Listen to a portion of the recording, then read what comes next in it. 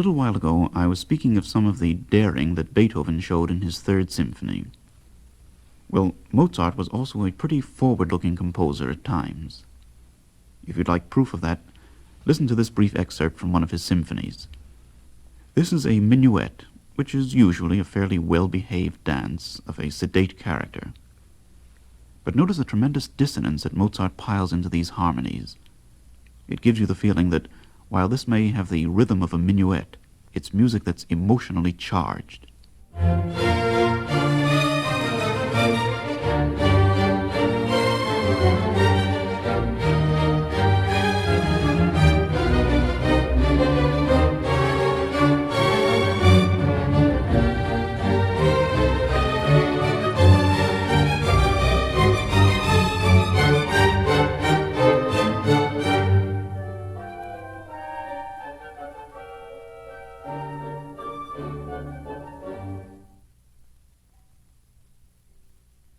That music comes from the minuet of Mozart's Symphony No. 40 in G minor.